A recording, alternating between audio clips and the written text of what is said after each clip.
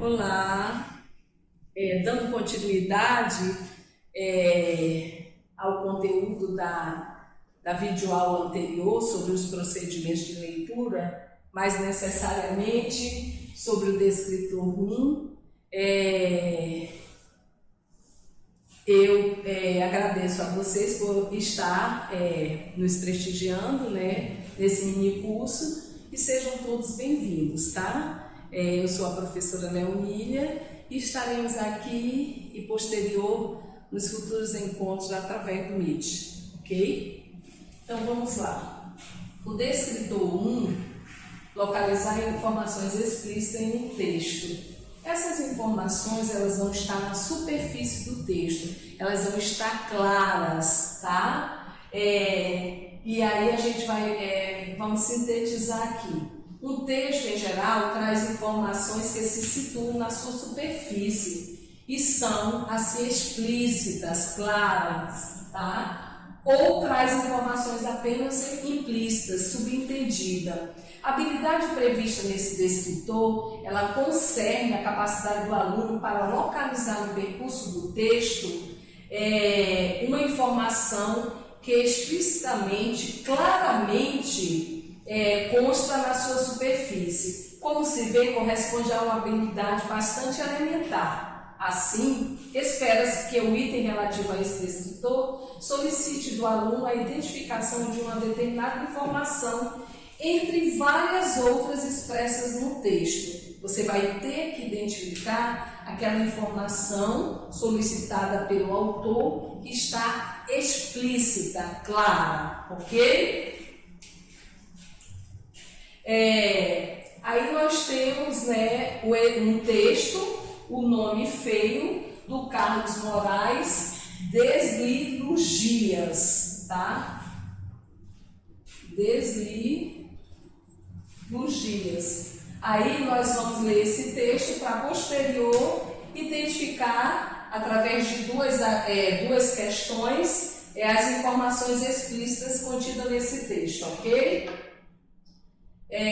Vejamos lá. Entrei para o seminário com 12 anos, me ordenei padre com 24 anos, aos 30 dei baixa, de modo que fui, boa parte da vida, um profissional de rituais, de passagem, do batismo à extrema-unção. Então, não gostaria de falar dos rituais mais clássicos, gostaria de falar de certas liturgias pessoais únicas, de poucos momentos em que uma pequena pobre coisa se deu, marcante para sempre. Meu primeiro nome feio. Uma vez no seminário, um colega quase foi expulso porque sugeriu no piano a possibilidade de um nome feio.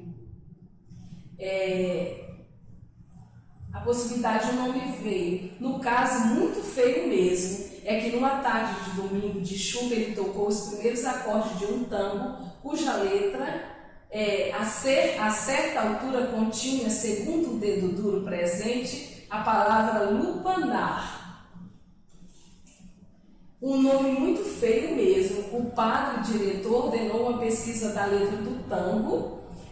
O tal lupanar de fato pintava e o menino quase foi expulso. Eu, que estava perto, fui chamado para depor e tergiversei ao máximo. Eu já achava nome feio uma coisa muito bonita, tudo por causa do meu primeiro nome feio. Ele se deu nos campos da minha infância, numa chacrinha perdida entre Lavras e Bagé, em um pleno pampa gaúcho. Na frente da casa, embaixo de um cinamomo, mateavam alguns tosquiadores de ovelha, quando lá no alto da coxilha despontou um homem a cavalo. Um pontinho que veio crescendo e chegou. Era um gauchito desempenado, barba meio crescida, dentes muito brancos. Eu nunca tinha visto o mar, mas me pareceu, menino, que aquele homem vinha do mar. Antes mesmo de apear, deu um toque no aba larga, rio largo e esporeou. Buenas tardes, fiada escuta. Eu achei aquela saudação tão leal, tão cristã, tão limpa e tão terna, que nunca mais pude achar feio um nome feio, a não ser lupanar, cartório, inadimplência, essas coisas. tenho aí o descritor, duas atividades, duas questões com o descritor 1. Localizar informações explícitas em um texto.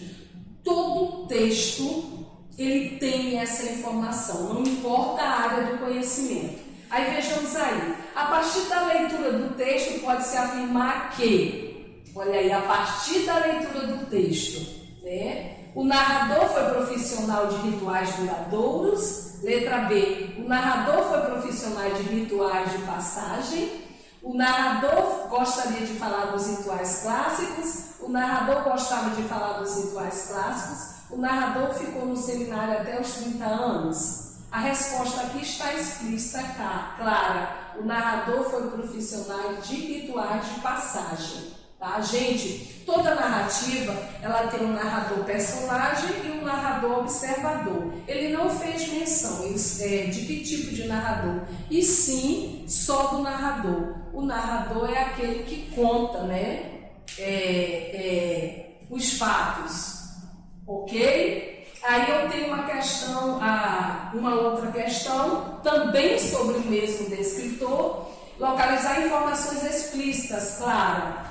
No texto é possível perceber que o narrador gostaria de falar de liturgias impessoais singulares, gostaria de falar de liturgias pessoais únicas, gostaria de falar de momentos difíceis, gostaria de falar de liturgias impessoais ou gostaria de falar de liturgias complexas. Ele gostaria de falar de liturgias pessoais únicas. Essa informação, ela está clara nas entrelinhas do texto. Então, aí eu tenho o primeiro exemplo do descritor 1, que se refere às informações explícitas, claras, que estão no texto. Esse descritor é fácil, tá? Basta você ler com atenção, ok? Aí nós temos o descritor 3, inferir o sentido de uma palavra ou expressão. Gente, nós sabemos que as palavras têm N acepções, N significados. É preciso, pois, que nós a entendamos de acordo com o contexto, de acordo com o sentido que ela tem dentro daquele enunciado, ok? Vejamos aí. Inferir o sentido de uma palavra ou expressão. As palavras são providas de sentido. Na maioria das vezes são polissêmicas. O que são palavras polissêmicas? São aquelas palavras que têm vários sentidos. Ou seja, podem assumir em contextos diferentes significados também diferentes. Assim, para a compreensão de um texto, é fundamental que se identifique entre os vários sentidos possíveis de uma determinada palavra, aquele que foi particularmente utilizado no texto. Então, nós temos que ver o sentido que ela tem dentro do texto, nas entrelinhas, tá? No enunciado que ela se encontra, tá? E aí, o aluno, ele precisa decidir, então, entre várias opções. Aquela que apresenta o sentido em que a palavra foi usada no texto. Ou seja, o que sobressai aqui não é apenas que o aluno conheça o vocábulo dicionarizado, pois todas as alternativas trazem significados que podem ser atribuídos à palavra analisada. O que se pretende é que, com base no contexto, no sentido que a palavra tem naquele enunciado, você seja capaz de reconhecer o sentido em que a palavra está sendo usada no texto em apreço, ok? Aí nós temos aí um texto, tá? Que tem como título Tanto Faz. Ele é até de uma pessoa agora que foi reconhecida, né? Participou do Big Brother, e aí que chama-se Projota. Vejamos aí, tanto faz. Quando você for sair da sua casa, não se esqueça de levar coragem. Sempre equipe sua alma com asas. Cada dia é uma nova viagem. Todo mundo gosta de viajar. A saudade muitas vezes faz bem. Ame demais, sofra demais. Consequentemente, é assim, entendeu? Só quem sofreu poderá dizer que já sentiu o amor. E aí, já sofreu? Tanto faz, tanto fez. Não dá nada dessa vez, vou lutar por vocês. E quando tudo for melhor, eu vou ligar para ele. Esse texto é do Projota, é um pequeno fragmento, está disponível aqui nesse link. Letra D, ou descritor 3, perdoe-me. Você vai, dentro do texto, inferir o sentido de uma palavra ou expressão. Nós sabemos que, comumente, nesse descritor, nós temos palavras polissêmicas, palavras que têm N sentidos. Aí, observe, ele coloca o seguinte: nesse texto, as formas verbais esqueças, versos 2, ame, verso 7, sofra, verso 7 também indicam um alerta, um convite, uma ordem, uma recomendação ou uma solicitação. Gente, é interessante que sempre se retome ao texto. Vamos ver lá a linha 2. Não se esqueça de levar coragem. E lá na linha 7, né? Na linha 7 é sofra e indicam. Aí vejamos aí, na linha 7, ame demais, sofra demais. No texto, essas formas indicam o quê? Um alerta, um convite, uma ordem, uma recomendação ou uma solicitação. Dá para nós vermos, né, que de acordo com o sentido, ela indica um alerta. Então, é preciso que nós saibamos o significado, o sentido que a palavra tem dentro do contexto, dentro daquele enunciado, ok? Aí nós temos o descritor 4, que seria inferir uma informação implícita no texto. Aqui a informação, ela está nas entrelinhas, ela não está clara. É preciso que você tenha conhecimento de mundo. Veja o conhecimento que você tem, os seus conhecimentos prévios, para você conseguir fazer inferência e você interpretar e responder essa questão.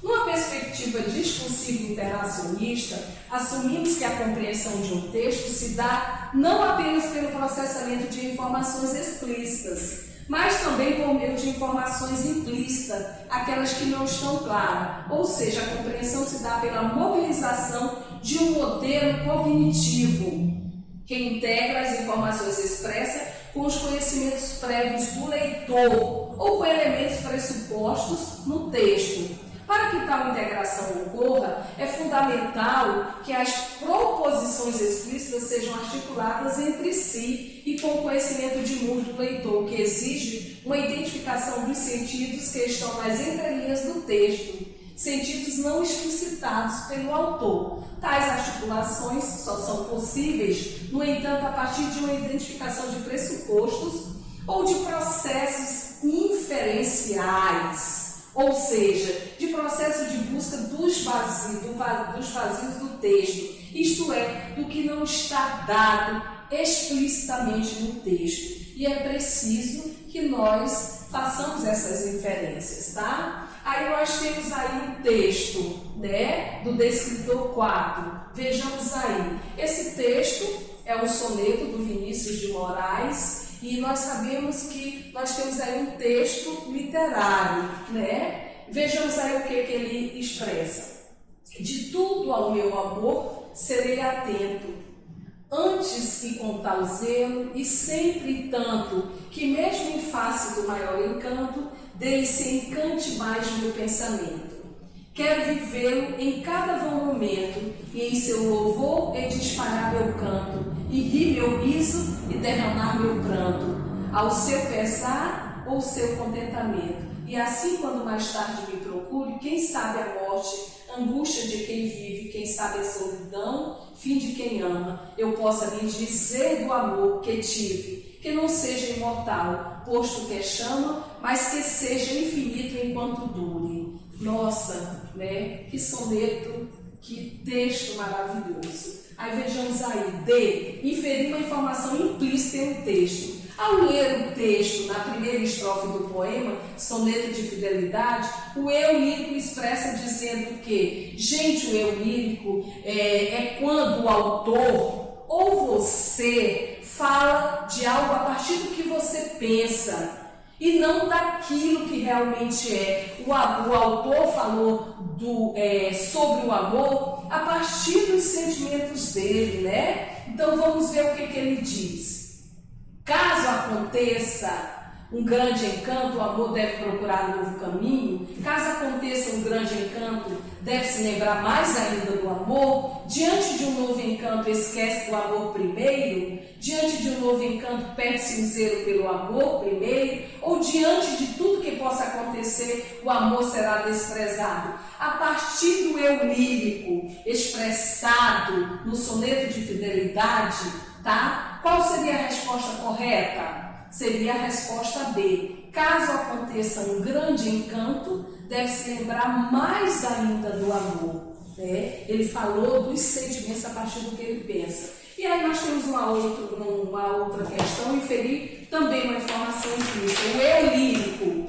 O eu lírico do poema Soneto de Fidelidade é atento de modo geral ao zelo, ao amor, ao encanto, ao pensamento ou ao canto? Ao amor, né? Ao amor, com certeza. E aí nós temos o descritor 6, que seria identificar o tema de um texto. É importante que não se confunda o título com a temática, tá? Claro que eles estão intrinsecamente ligados. O título é uma vaga referência sobre o assunto. O tema é o assunto do que o texto trata, tá?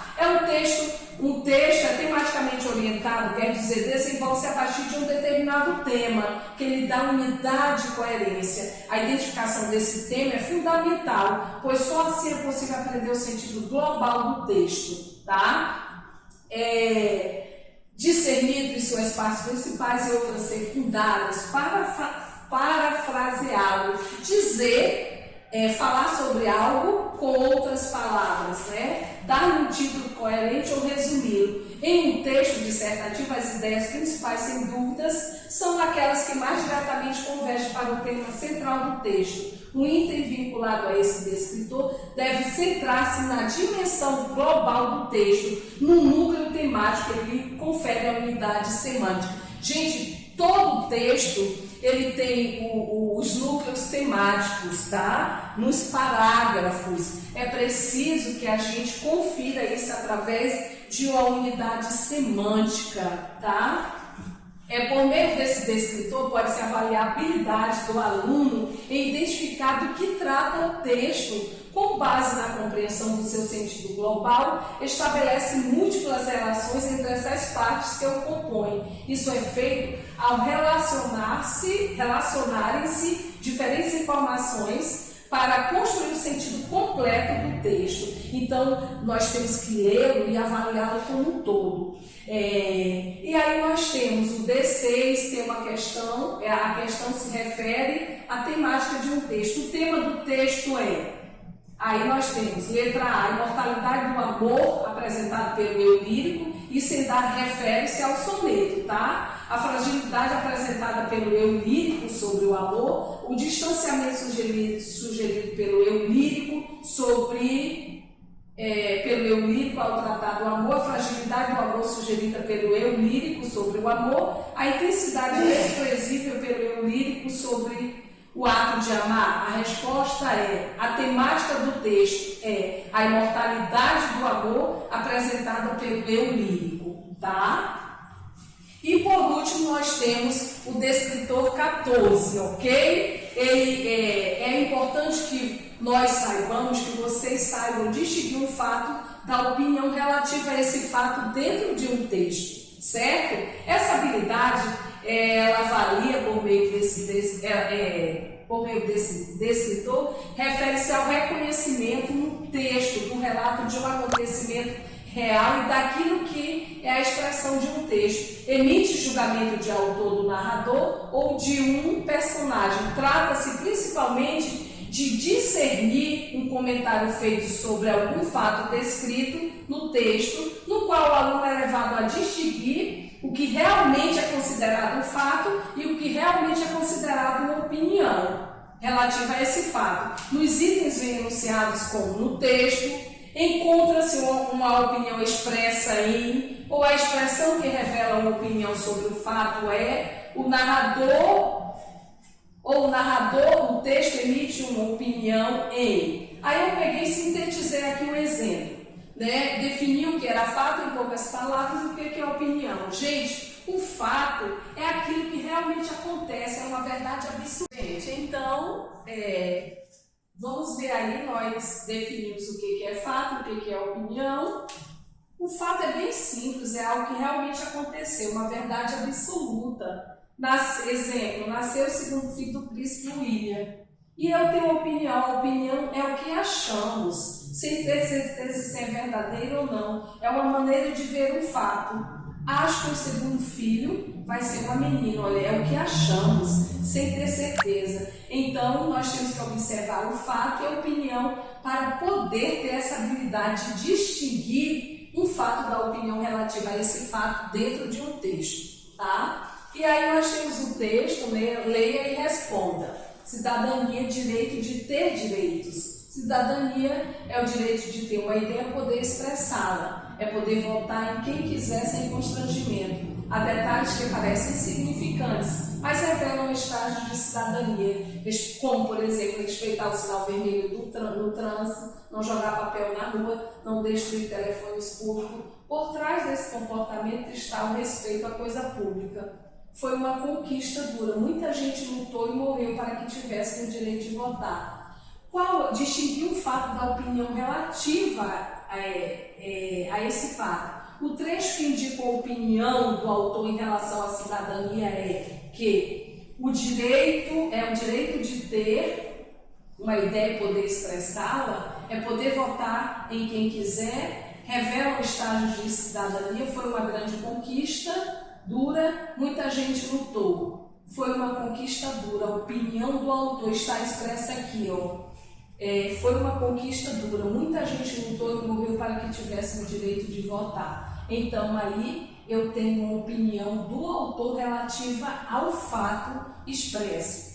E por último nós temos aí um outro texto, Trindade terá sistema híbrido, né? E aí que foi retirado, né, do Jornal do Brasil. Vamos ver. Dependendo das condições climáticas, a energia eólica é muito indicada para regiões de acesso restrito e, por isso, com menores demandas. Como as ilhas, seguindo essa linha, o CEPEL, juntamente com a Eletrobras e a Marinha do Brasil, desenvolvem, desde 2005, o projeto de instalação de fontes alternativas na ilha de Trindade, no litoral do Espírito Santo. A ideia é implantar um sistema híbrido de energia solar e eólica com capacidade para gerar 120 kW, o suficiente para reduzir de 60 mil para 2 mil litros o consumo anual de óleo diesel na ilha, que atualmente é atendida por geradores movidos a óleo. Localizada a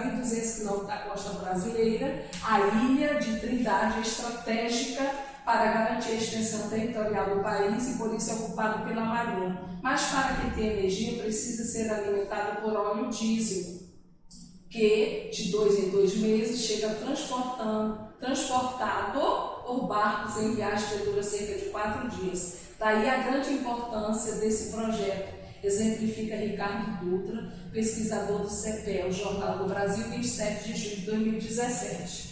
Aí nós temos, né, distinguir um fato da opinião relativa a esse fato, é o mesmo descritor, contextos diferentes. Uma opinião emitida por Ricardo Dutra o óleo diesel é levado em barcos para a Trindade, o projeto é de grande importância para a Trindade, a ilha de Trindade precisa ser alimentada por óleo diesel, a ilha de Trindade fica a 1.200 km da costa, a ideia é implantar um sistema híbrido. Nós vimos que a opinião do autor sobre o fato seria o projeto é de grande importância para a Trindade, tá? Então, com isso, nós fechamos, né, o estudo sobre os descritores. Nós vamos nos ver nos próximos encontros através do Meet, tá? Fiquem bem e até logo mais.